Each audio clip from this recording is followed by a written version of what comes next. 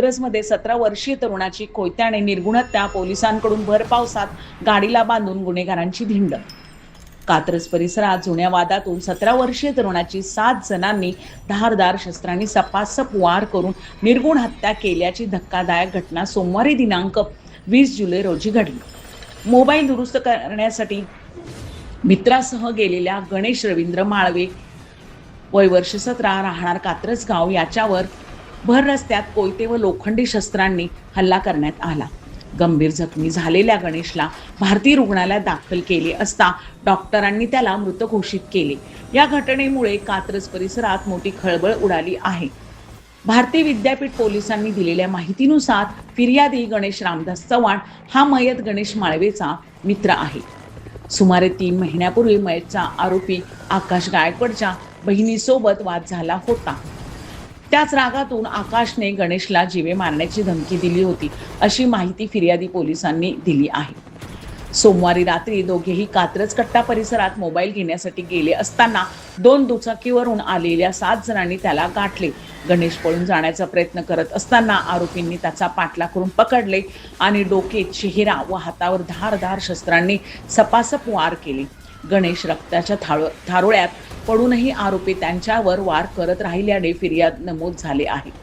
त्यानंतर भारती विद्यापीठ पोलिसांनी त्यापैकी 4 जणांना अटक केली असून त्यातील 3घांची भर पावसात गाडीला बांधून धिंड काढली आहे. यावेळी मृतांच्या नातेवाईकांनी आक्रोश करत गुन्हेगाराचे तोंड दाखवण्याची मागणी केली. या प्रकरणी राज गौतम, प्रथमेश दामगुडे, राजप्पा पाटील, साई बोंडारे, कृष्णा पांजणाळ, आकाश गायकवाड आणि सागर खरात याच्या विरुद्ध खुनाचा गुन्हा दाखल करण्यात आला आहे. भारती विद्यापीठ पोलीस ठाण्याचे सहाय्यक पोलीस निरीक्षक गणेश मोहिते या प्रकरणी पुढील तपास करत आहेत.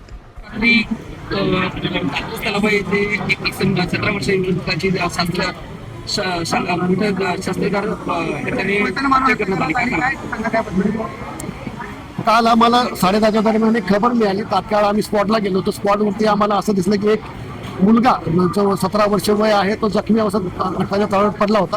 तात्काळ त्याला आम्ही वैद्यकीय उपचाराकरता भारतीय हॉस्पिटलमध्ये आणले असता त्याचा उपचार चालू असताना त्याचा मृत्यू झाला.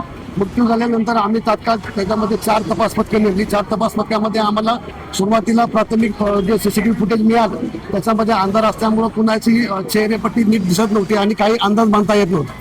त्यानंतर आम्ही माझे DB टीम जे आहे त्यांचं लोकल चांगलं रिलेशन आहे, त्यांच्या माहितीगाराबरोबर माहिती मिळाली.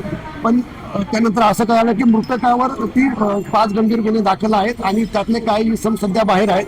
तर त्यांनी जुन्या वादावरून त्याला मारलं असा प्राथमिक संशय होता. म्हणून आम्ही ते रेकॉर्डवरचे जे आरोपी होते ते उचलले, परंतु त्यांनी जी माहिती दिली आणि त्यांच्या संदर्भात आम्ही उलट तपासणी केली असता ते घटनास्थळाच्या फार दूरवरती होते. त्याच्यामुळं मग आम्ही अजून पुढे तपास चालू केला. तर त्याच्यामध्ये आम्हाला फुटेज प्राप्त झालं. फुटेजवरून आम्हाला 1-2 ज्या फुटेज आम्ही काही माहितगार लोकांना पाठवले तर त्याची माहिती आम्हाला भेटली. माहिती मिळाल्यानंतर त्यातील एकाचा मोबाईल नंबर आम्हाला भेटला. तो मोबाईल नंबर आम्ही ट्रॅक केला. तर ट्रॅक केल्यानंतर आम्हाला असं कळालं की ते हडपसरच्या दिशेने सोलापूर हायवेला बाईकवरती चालले होते. फुटेजमध्ये पण असं दिसत होतं की ते 3 गाडीवरती 7 लोक आले आणि धारदार शस्त्रांनी त्याला वार करून पळून गेले आणि त्यांची ओळख काहीच पटत नव्हती. मग नंबर मिळाल्यानंतर तो नंबर सुद्धा चालू बंद होत होता. परंतु आम्ही माझी टीम जी आहे ती त्यांनी फास्ट काम केलं. आम्ही ते एका ठिकाणी थांबले होते, अंधारात सगळे लपले होते. पण झालं असं की माझे 4 लोक त्या ठिकाणी पोहोचले. तर 4 लोकांनी ते सगळे धावत पळत गेले. पण माझ्या लोकांनी अक्षरशः म्हणजे खूप धावून पाठलाग करून त्यांना पकडलेलं आहे आणि 4 आरोपी आमच्या ताब्यात आहेत आणि 3 आरोपी स्टाफ कमी असल्यामुळे पळून गेले. आता त्यांचा एक कसोशीने शोध घेत आहोत आणि हे सगळे जे आरोपी आहेत त्यांना आम्ही उद्या कोर्टासमोर हजर करून पुढील तपास करत आहोत. आरोपीमध्ये किती मायनर आहेत आणि किती तपास चालू आहे. अजून त्यांचं वयाची निश्चिती करायची आहे. असं पण सांगण्यात येतंय की जे मयत इसम येते पूर्ण झाला नाही, त्याचं कारण आम्हाला असं समजलं की यातले एक आरोपी आहे, त्याची बहीण कॉलेजला जात होती आणि आता मृतकाने 3 महिन्यापूर्वी तिला हे केलं होतं, म्हणजे धमकी दिली होती अशी प्राथमिक माहिती आहे. पुढील तपास चालू आहे. आणि सर अजून एक प्रश्न सर की मयत इसम हा मोबाईलच्या दुकानावर गेला होता आणि असं काही प्रकार घडलाय? मयत इसम हा म्हणजे माझ्या DB स्टाफला आधी माहिती होती की ह्याच्या जीवाला धोका आहे. तो भारतीय विद्यापीठ पोलिसांच्या हद्दीमध्ये राहत नव्हता. तो सिंहगड पोलीस स्टेशनच्या हद्दीमध्ये राहत होता. त्यामुळे तो इकडे कधी आला नाही तो एरियामध्ये. काल तो नेमका त्याच्या मित्रासोबत मोबाईल त्याने दुरुस्तीला टाकला होता कात्रज तलावच्या इथे. तर तो मोबाईल दुकानामध्ये मोबाईल घ्यायला गेल्यावरती त्याचा मोबाईल रिपेअर व्हायचा बाकी होता. त्याच्यामुळे तो 10-15 मिनिटं त्या ठिकाणी थांबला आणि त्या ठिकाणी हे लोक आले आणि त्याच्यावरती वार केले.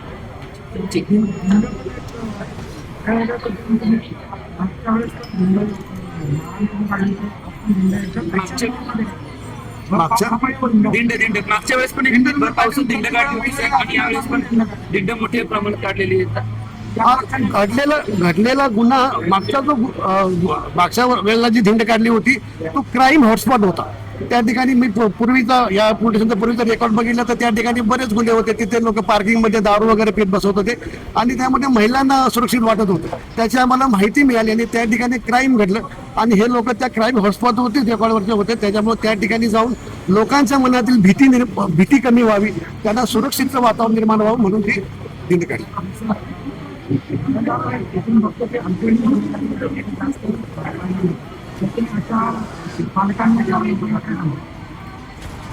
अल्पवयीन सध्या माननीय पोलीस आयुक्त पुणे सर यांचं इतक्या सक्त सूचना आहेत की जनजागृती चालू आहे. मुलांना नवीन प्रशिक्षण देऊन त्यांना रोजगार म्हणजे जे जुवेनाइल आरोपी आहेत त्यांना वेगवेगळं प्रशिक्षण देऊन त्यांना उद्योगधंदा काढायला किंवा नोकरी लावायचं सध्या पोलीस आयुक्तालयांनी हे केलेलं आहे.